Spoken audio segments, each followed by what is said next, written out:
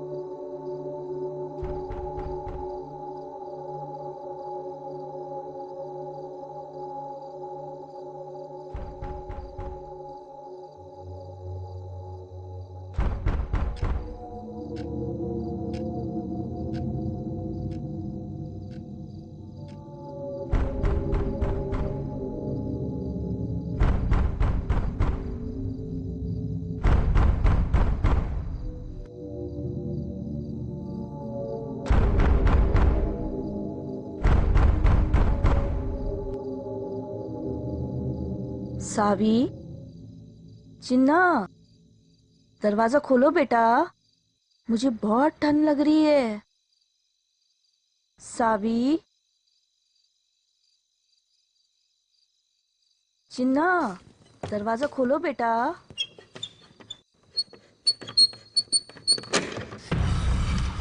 सावी, ये क्या कर रही थी तुम? दरवाजा क्यों खोल रही थी? हाँ? माँ,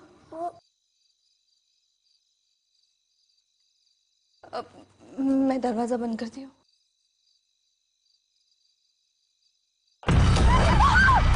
सावी, सावी मत जाओ, सावी छुप जाओ, बाहर नहीं आना, छुप जाओ।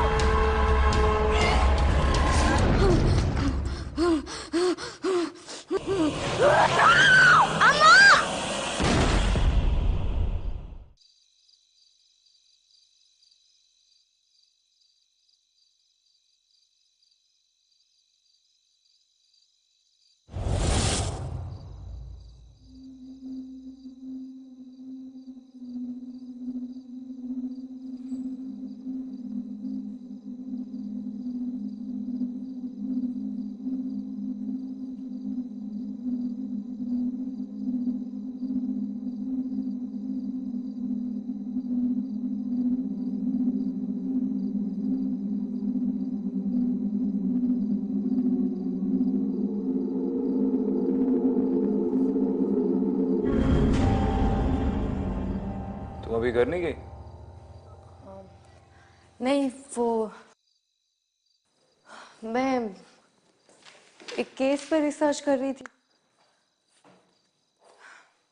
ये देखो, आज पेपर में गोवा में हुए एक रीसेंट डेथ का आर्टिकल आया था। विक्टिम की बॉडी उसके घर से मिली और बॉडी पे बहुत सारे स्क्रैचेस और कट्स थे, जैसे किसी जानवर ने उस पर अटैक किया। और ये देखो, क्राइम सीन पे भी कुछ इस तरह के सिंबल्स मिले हैं। मैं हमारी फाइल से चेक कर रही थी, मुझे लगा शायद मर्डर घर के अंदर हुआ है और कोई फोर्स्ड एंट्री भी नहीं है।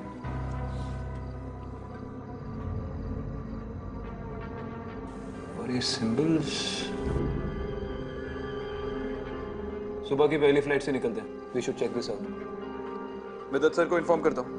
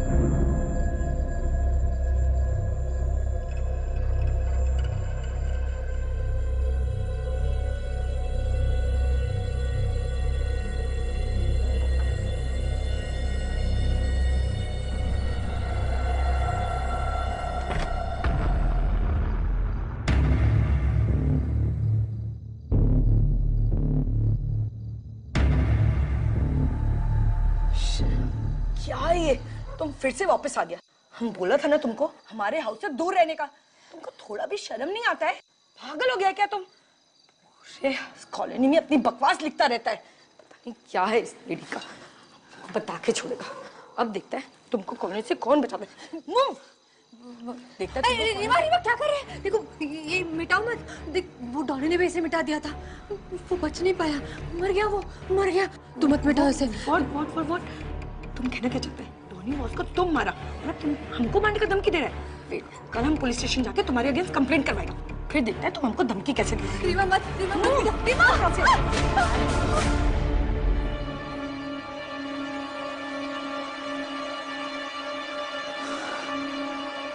अच्छा हुआ मैड वुमन। नीना तुम काय को खड़ा है? कल स्कूल जाना है ना, गो एंड स्लीप। गो बेटा।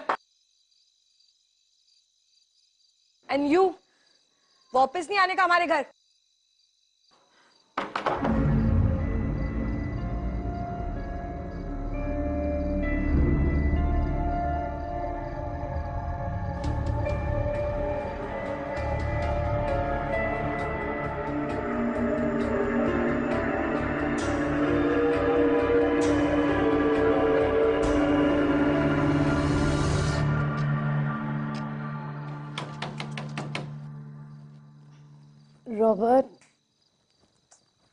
रॉबर्ट उठो ना मैन, देखो ना डोर पे कोई है। Robert get up. घर काय को वापस आता है जब सारा काम हमको करना पड़ता है।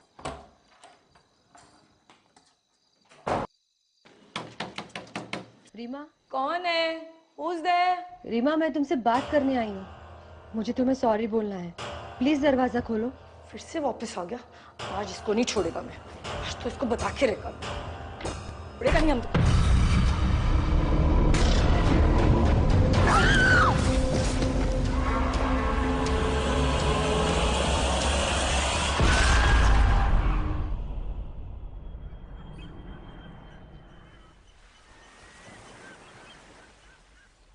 सर, ये रहे डोनीवास के क्राइम सीन के फोटोज।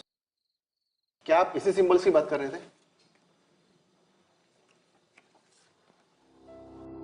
विक्रांत, ये सिंबल्स तो बिल्कुल अलग है। ये सिंबल है ही नहीं, ये तो कुछ लिखा हुआ है, शायद साउथ के किसी लैंग्वेज में। सर, मैम, अच्छा वो आप दोनों यहाँ आ गए। ये केस बहुत ही अजीब हो गया है। जिस कॉलोनी में डोनीवास रहता था, कल रात को उसी कॉलोनी में एक औरत का मर्डर हो गया है और विक्टिम का नाम है रीमा कोरिया। रीमा और डॉनी के मर्डर के तरीके में कोई सिमिलैरिटीज हैं? जी सर, दोनों की बॉडी पे जो घाव है वो तकरीबन सेम ही है। और एक बात और सर, इन दोनों के मर्डर के कोई भी आई विटनेस नहीं। रीमा की ऑटोप्सी रिपोर्ट चल रही है और ये है डोनीवास की ऑटोप्सी रिपोर्ट। सर, हमारी टीम ने चेक किया है, ये जो घाव है वो ना ही किसी हथियार के हैं और ना ही किसी इंसान ने किए हैं। तो क्या किसी जानवर के निशान है? आर्टिकल में तो यही छपा था ना? नो मैम, एनिमल एक्सपर्ट ने भी कंफर्म किया है, ये किसी जानवर के भी नाखूनों के निशान नहीं है। ये कैसे हो सकता है? सर यही तो इम्पॉसिबल है। अगर इम्पॉसिबल है तो ये पॉसिबल किसने किया? एक कॉलोनी में आधी रात को इतना दर्दनाक मर्डर और किसी को पता भी नहीं चला। इस केस के सारे क्लूज और एविडेंस फिर से चेक करते हैं। उस कॉलोनी का एक चक्कर लगाना पड़ेगा। आई एम श्योर कोई ना कोई एक्सप्लेनेशन तो मिल ही जाएगा।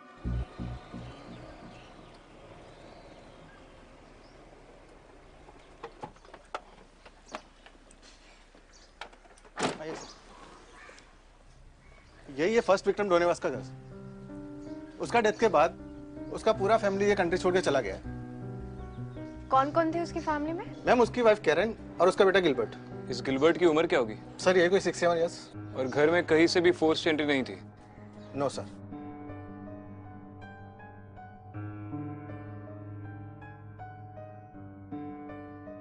ये डेफिनेटली साउथ की कोई लिपि है, सिंबल्स नहीं है। और तुमने देखा हर घर के बाहर ऐसा ही कुछ लिखा हुआ है।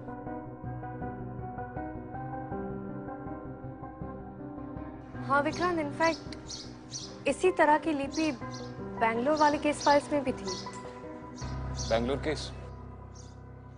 1919 के बैंगलोर मर्डर। उस वक्त भी क्राइम सीन पर इसी तरह की लिपि में कुछ लिखा मिला था। सर, और जितनी भी बॉडीज मिली उस पर क्लॉ मार्क्स थे, जैसे कि रीमा और डॉनी की बॉडी पर मिले। तो हो सकता है कि किलर ने फिर से अटैक करना शुरू कर दिया। Serial killings. सर यही है रीमा का घर।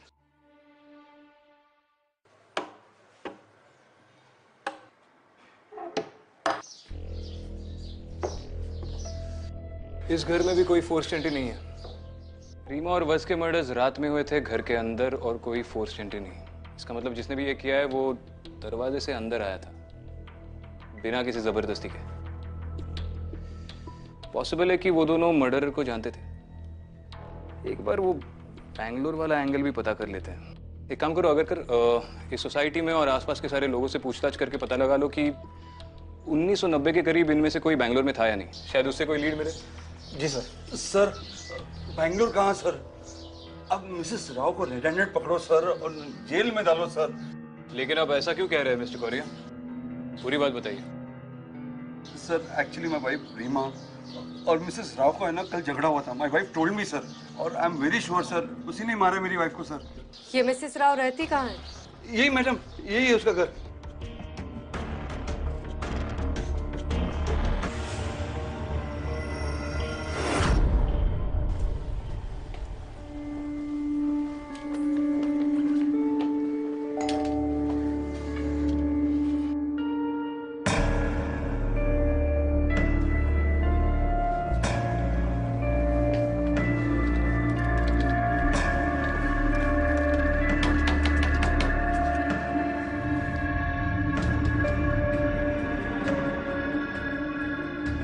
अगर जी सर।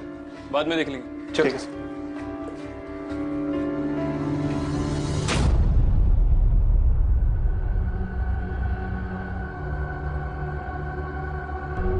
अदिति,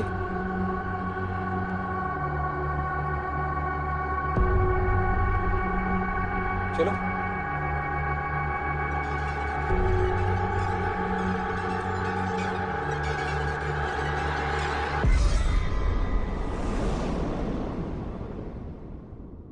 दरवाजा क्यों खोल रहे थे? मैंने मना किया था ना,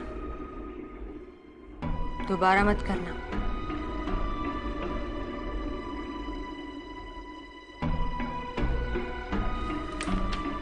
विक्रांत, आई वॉज राइट। ये देखो, ये रहा 1990s बैंगलोर मर्डर का ई फाइल।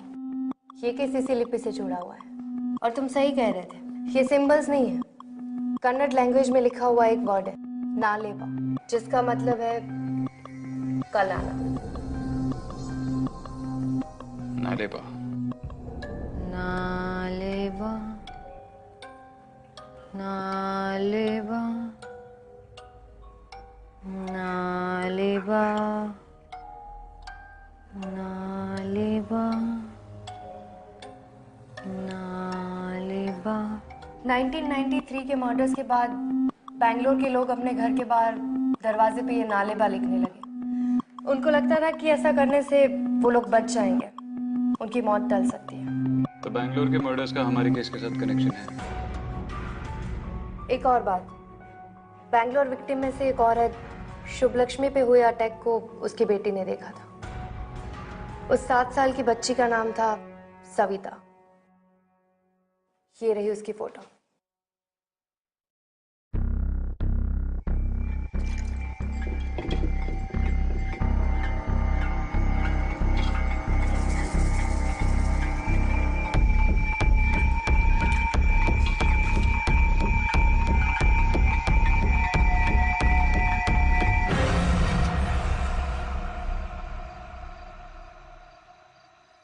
ठीक है, चलो बाद में बात करता हूँ। अगर बता रहा है कि 1993 में इस कॉलोनी में से सिर्फ मिसेस राव ही बैंगलोर में थी। शादी के पहले इसका नाम सविता आचार्य था। यही शुभलक्ष्मी आचार्य की बेटी है।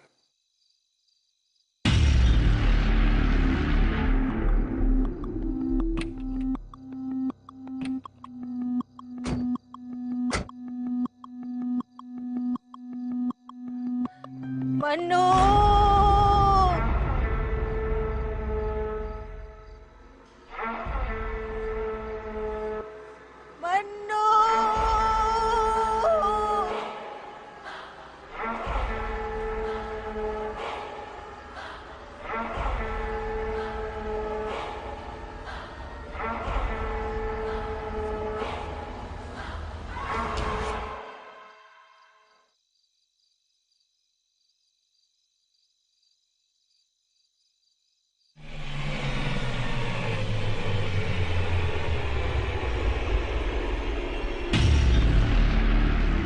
नालेबा ने तो दिमाग खराब कर दिया यार। अरे तुम यहाँ क्या कर रही हो? वहां पे वो सविता घरों के बाहर नालेबा लिख रही है। चलो।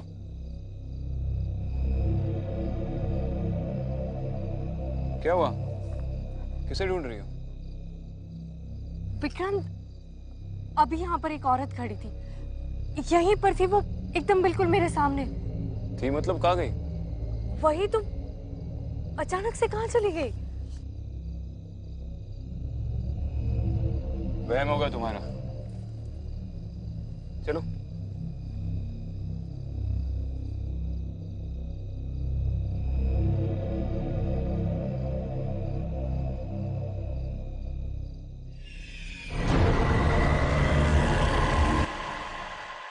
अखिल बेटा, तुम अंदर जाओ। देखो, डरो मत, मैं हूं ना, मैं तुम्हें कुछ नहीं होने दूंगी। मैं उसे तुम्हें कुछ करने ही नहीं दूंगी। जाओ, अंदर जाओ।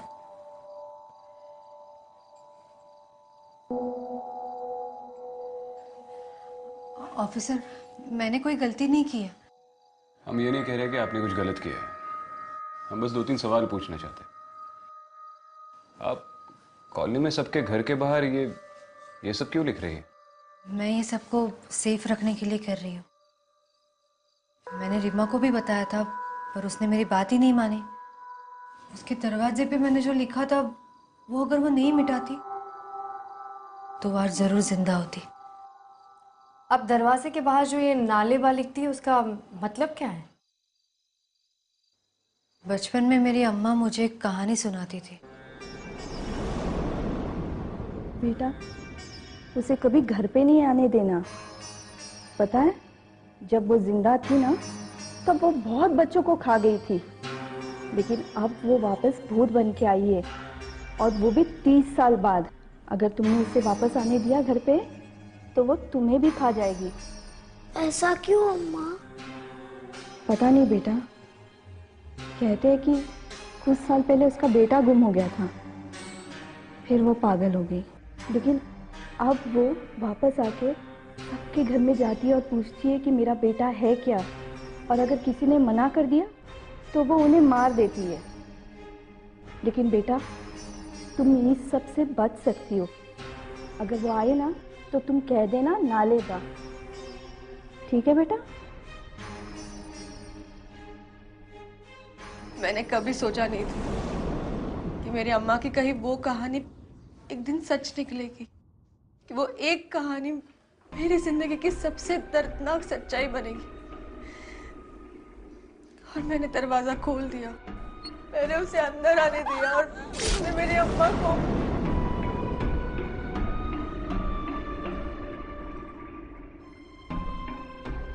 सॉरी सविता, पर क्या आप हमें बता सकती है, जिस दिन आपकी माँ पर अटैक हुआ था, तब आपने उस औरत को देखा था? क्या वो लाल कपड़े पहने हुए थी?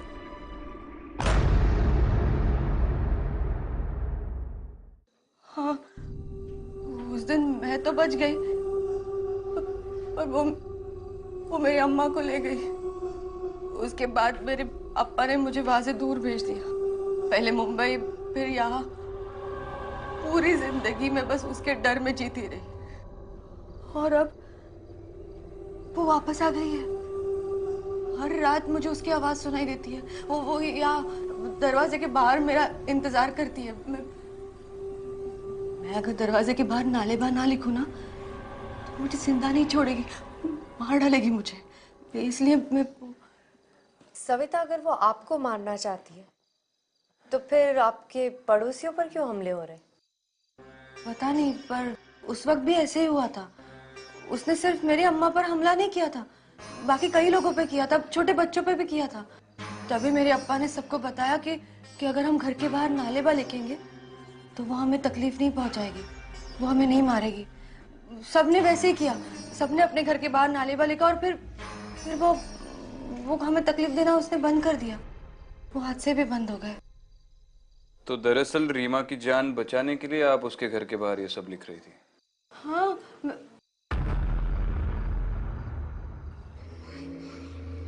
आप लोग मुझे पागल समझ रहे हैं ना ऑफिसर, पर मैं इसे मानती हूँ। नालेबा लिखने या कहने से मौत टल जाती है। क्यों कैसे ये सब मैं नहीं जानती, पर यही सच है। मैं बस सबको सेफ रखना चाहती हूँ और ये मेरी जिम्मेदारी है। और अगर मुझे सबसे लड़कर भी नालेबा लिखना पड़े तो भी मैं लिखूंगी।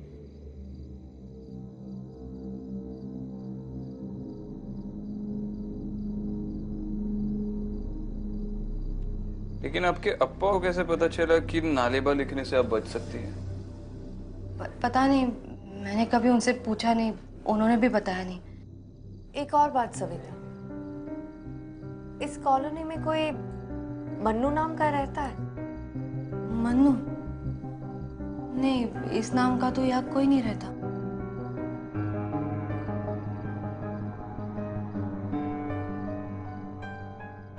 अगर नालेबा की बात सच है तो उसके बारे में कुछ ना कुछ आर्टिकल्स, रिसर्च रिपोर्ट हमें बैंगलोर की 90s की केस फाइल से मिली जाएंगी। लेकिन सविता का बैकग्राउंड चेक करना पड़ेगा। उस पूरी कॉलोनी में वो अकेली बैंगलोर से है जहाँ ये सारे मर्डर्स हुए थे। रीमा और सविता का जिस रात झगड़ा हुआ उसी रात रीमा का मर्डर भी हो गया।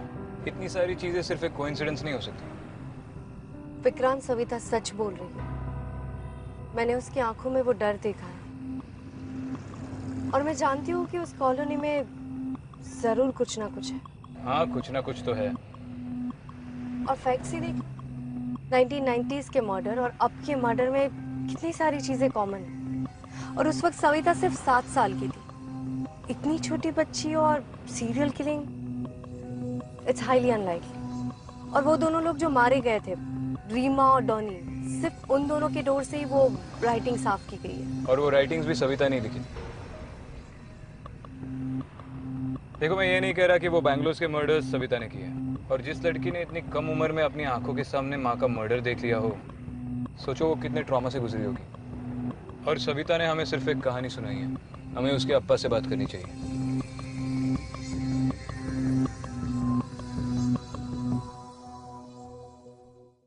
ये देखो विक्रांत,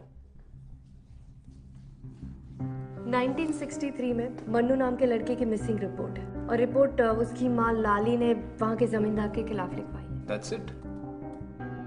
और कोई इन्फॉर्मेशन तो है नहीं, बच्चा मिला या नहीं, या फिर फैमिली से रिलेटेड कोई इन्फॉर्मेशन? आई थिंक हमें बैंगलोर से 1963 से लेके 1993 तक की मन्नू, लाली और जमींदार से रिलेटेड फाइल्स मंगवानी चाहिए। मंगवा लो।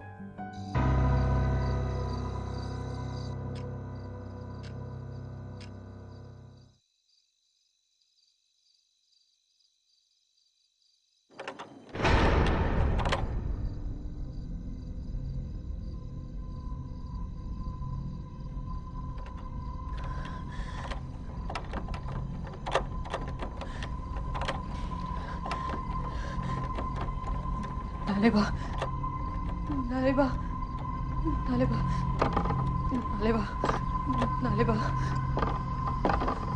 नालेबा, नालेबा, नालेबा। तेरे ये पागलपन की वजह से ना कितनी बार हमें घर बदलना पड़ा। फिर से तूने वही हरकतें शुरू कर दी। नहीं, मेरी बात सुनो। चुप, बिल्कुल चुप। अब मैं तुम्हारी एक बात नहीं सुनूंगा। तेरे कारण घर में पुलिस आई ना पुलिस। क्या चाहती है? जेल जाना चाहती तू? नहीं, मैं मेरा नहीं तो कम से कम अखिल का ध्यान कर। क्या क्या कर रहे हो? क्या ढूंढ रहे हैं? देखिए, ये ऐसा मत कीजिए, मेरी बात सुनिए। ये आप इसे मत मिटाइए। देखिए, इसे मिटा देंगे तो हम बच नहीं पाएंगे। कितना छोटा है, अगर हमें कुछ हो गया तो अरे क्या होगा? सुनिए मेरी बात, मत मिटाइए इसे। रुकिए। बस सविता, चुप। मुझे पता है कि मुझे क्या करना है। तुम जाके अपना काम करो, जाके अखिल का ध्यान रखो। देखिए, कहा ना जा अंदर।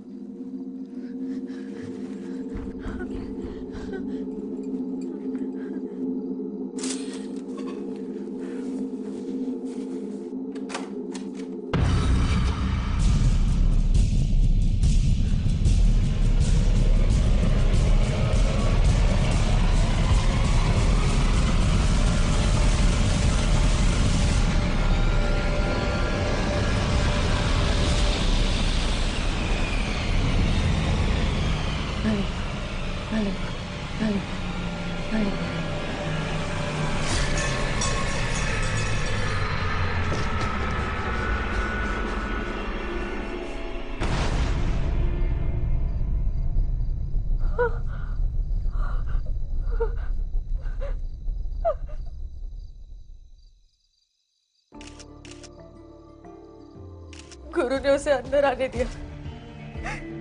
गुरु ने उसे हमारे घर के अंदर आने दिया। गुरु ने तो उन अक्षरों को भी मिटा दिया जो हमारी रक्षा कर रहे थे। एक बार भी अखिल के बारे में नहीं सोचा। उसे अंदर आने दिया गुरु ने। गुरु, गुरु, गुरु।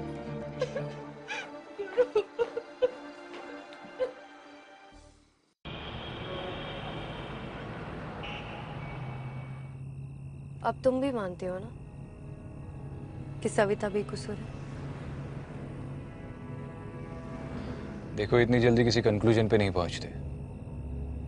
कॉलोनी में सबने स्टेटमेंट दिया है कि सविता और गुरु का रोज झगड़ा होता था, और कल रात का झगड़ा तो बहुत देर तक चला। तो तुम्हें लगता है कि सविता ने उसके हस्बैंड पर अटैक किया? पर वो तो कमरे के अंदर बंद थी।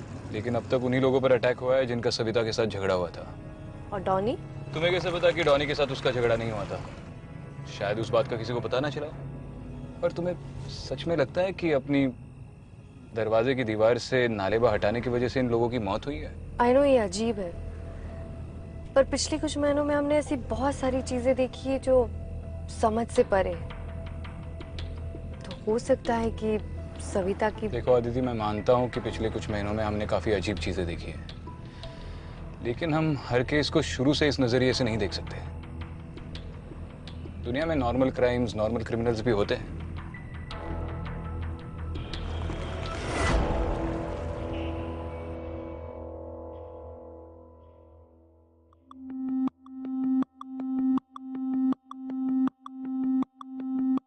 इस फाइल में लिखा है कि मन्नू के खो जाने के बाद उसकी मां लाली पागल हो गई और उसने खुदकुशी कर ली। उसकी फोटो है।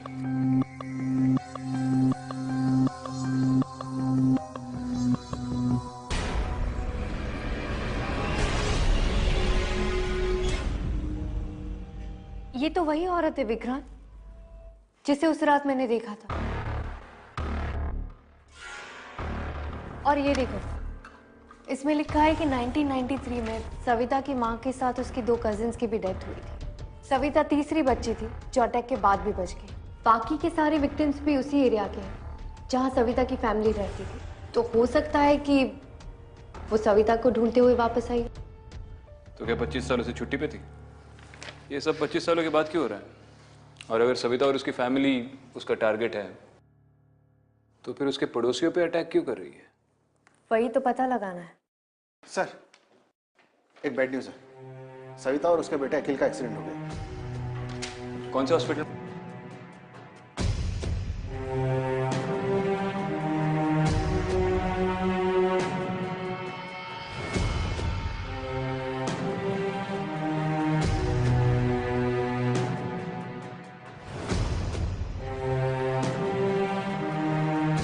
इस एरिया में एक्सीडेंट हुआ है, मुझे उसके डिटेल्स चाहिए।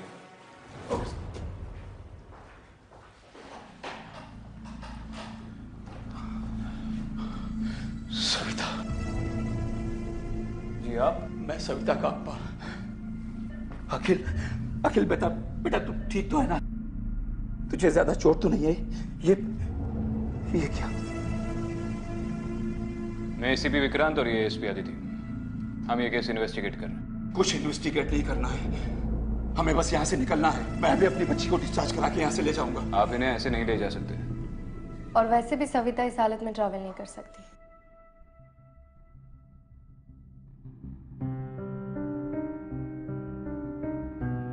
मुझे यहाँ बहुत पहले आ जाना चाहिए था। सविता ने तो मुझे गुरु के बारे में भी कुछ नहीं बताया। वो तो पुलिस स्टेशन से फोन आया तब मुझे पता चला। सविता और अखिल को अगर कुछ हो गया तो मैं जी नहीं पाऊंगा। मुझे उन दोनों को यहाँ से दूर ले जाना होगा। दूर जाने से कुछ नहीं होगा मिस्टर राजा, ये आपको भी मालूम है। अगर कुछ होता तो सविता के इतने बार घर बदलने से प्रॉब्लम ही सॉल्व हो जाती। देखिए, इन अटैक्स को रोकने के लिए यहीं रुककर उसका सामना करना होगा। एंड आई एम श्योर आप इसमें हमारी मदद कर सकते हैं। क्या करना होगा मुझे? आप किसी मन्नू को जानते हैं? उसकी माँ का नाम लाली। मुझे हमेशा से ही लगता था कि लाली वापस आएगी, पर मैं किससे कहता? कौन विश्वास करता है इन सब बातों पर? मुझे डर था कि वो अपने बेटे को ढूंढते हुए जरूर आएगी। मन्नू के साथ जो हुआ बहुत बुरा हुआ। काश मैंने उस वक्त कुछ किया होता तो आज मेरी बेटी की जिंदगी और उसका परिवार बच जाता। मिस्टर आचार्य, प्लीज हमें पूरी बात बताइए। मन्नू के साथ हुआ क्या था? मन्नू अपने पिता की उधारी चुकाने के लिए हमारे घर पर काम किया करता था। मेरे अप्पा बहुत क्रूर थे। मन्नू 7 साल का था। अप्पा घर का सारा काम उससे करवाते थे। बीमार पड़ गया बच्चा। मन्नू की माँ मन्नू को ले जाने के लिए रोज हमारे घर आती थी, पर मेरे अप्पा कोई ना कोई बहाना बनाकर उसे रोज भेज दिया करते थे, ये कह के कि कल आना। मन्नू की माँ ने मन्नू को बचाने के लिए बहुत से लोगों से मदद मांगी, लेकिन अप्पा के डर से किसी ने मन्नू को बचाने की कोशिश नहीं की। और एक दिन अचानक मन्नू गायब हो गया। मन्नू, मन्नू, मन्नू! फिर मन्नू कभी मिला ही नहीं? नहीं, पर मेरे अप्पा के आखिरी दिनों में मैंने उन्हें खेत के पास वाली झील के बारे में बोलकर रोते हुए सुना। तब मुझे यकीन हो गया कि मेरे अप्पा ने मन्नू को, उसकी मां बिल्कुल पागलों जैसी हो गई थी। लोगों के घरों पर दस्तक देकर अपने बेटे को ढूंढा करती थी और लोग उससे कहते कि कल आना। ना ले बा। फिर एक दिन पता चला कि लाली ने खुदकुशी कर ली, लेकिन मरते हुए वो ये कह गई, किसी को जिंदा नहीं छोड़ूंगी, सबका खून बहाऊंगी, किसी के बच्चे को नहीं छोड़ूंगी। उसके बाद से मेरे परिवार के, पड़ोस के बच्चे और फिर सविता की मां की मौत।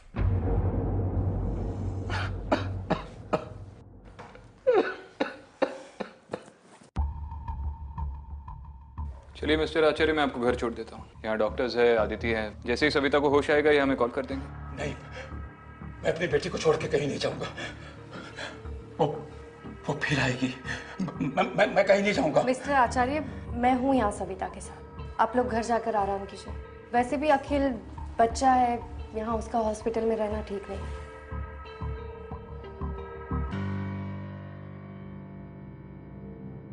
अखिल,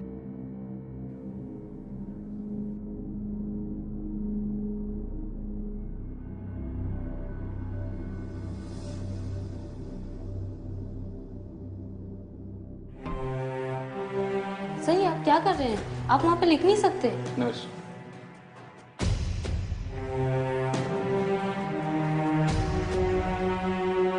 देखिए इसे मिटाइएगा मत। अगर कोई चार्ज लेना है तो आप ले लीजिए, पर ये लिखा रहने दीजिए।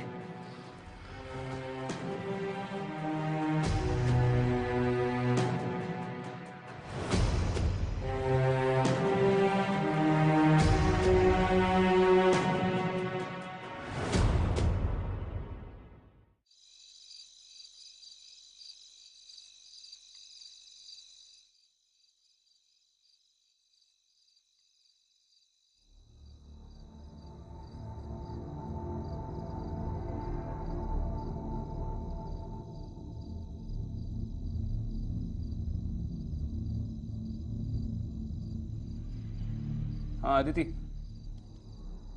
इन केस फाइल्स में से एक केस मन्नू से मैच कर रहा है। इसके सारे डिटेल्स सविता के अप्पा के वर्जन से मिलते हैं।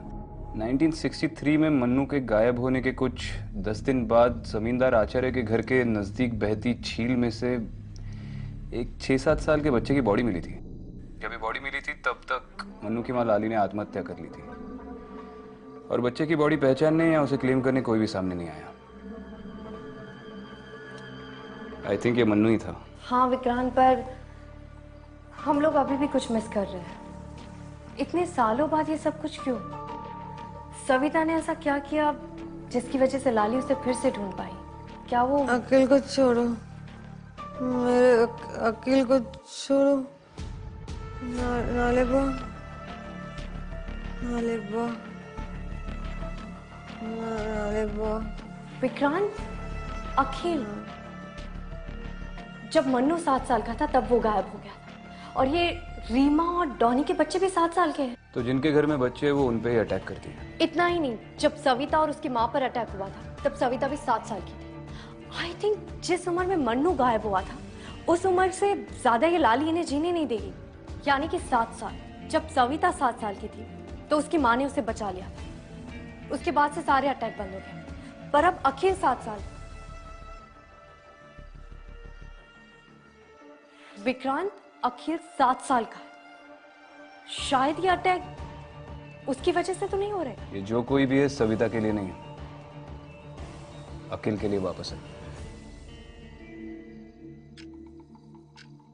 Vikrant be careful, I am sure वो वहां आएगी। वही तो मैं भी चाहता हूँ। मैं भी वहां पहुंचती हूँ।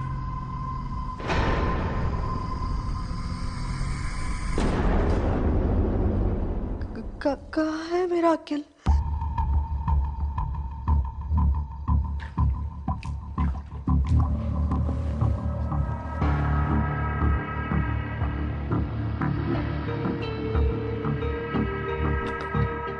आइए मैम, गाड़ी रेडी है। आराम से, आराम से।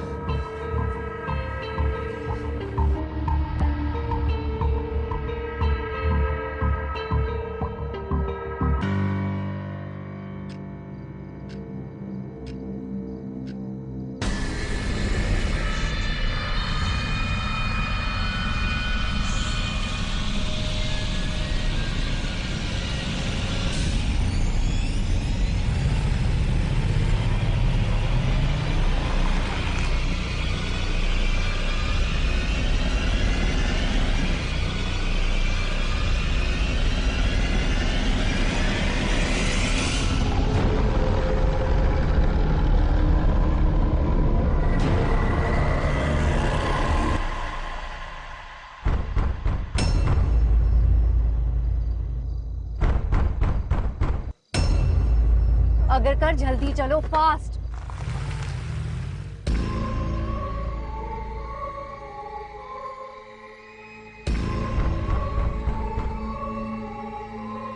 अखिल,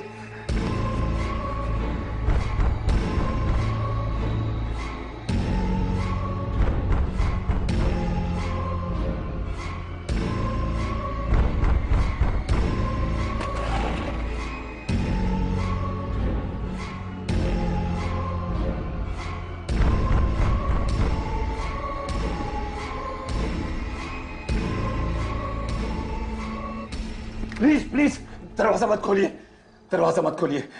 अगर वो अंदर आ गई तो हम सब मारे जाएंगे। वैसे भी कौन से जिंदा है आप? आज तो ये प्रॉब्लम खत्म ही करनी पड़ेगी। देखिए ये गलती गुरु ने की थी, प्लीज आप बात समझ नहीं रहे हैं। मेरी चिंता भले ही मत कीजिए, अखिल का सोचिए। क्या हुआ? मैम गाड़ी बंद पड़ गई।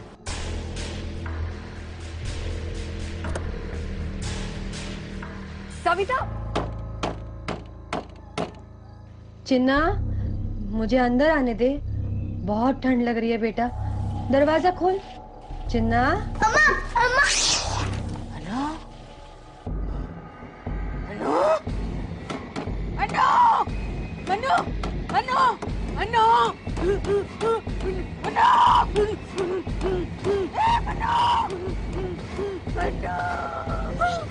अनु,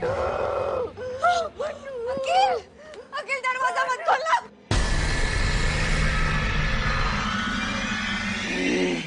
अखिल दरवाजा मत खोलो। लाली, रुक जाओ लाली।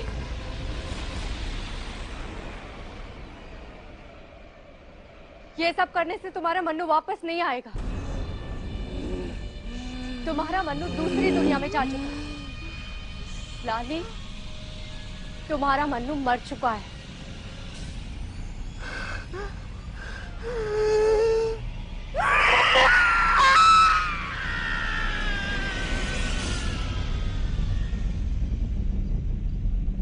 सविता, सविता, सविता तुम ठीक हो?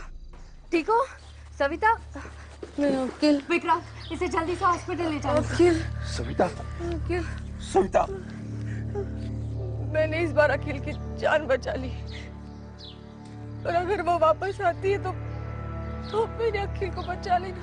सविता, मेरे अखिल को बचा लेना।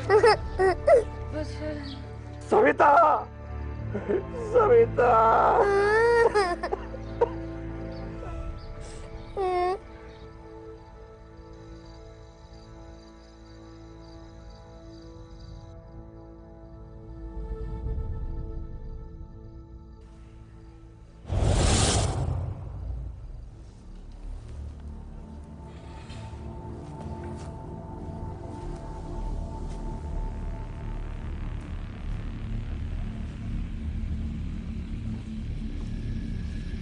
कॉफी?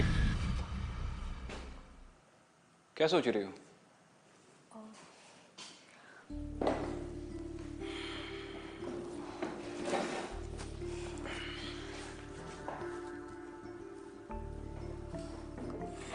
कुछ नहीं, मैं बस सोच रही थी कि लाली हमेशा के लिए अपने मन्नू के पास चली गई होगी या अपने बदले के लिए फिर वापस आएगी। मुझे कहीं ना कहीं डर है कि उसका साया अखिल के परिवार पर हमेशा मंडराता रहेगा।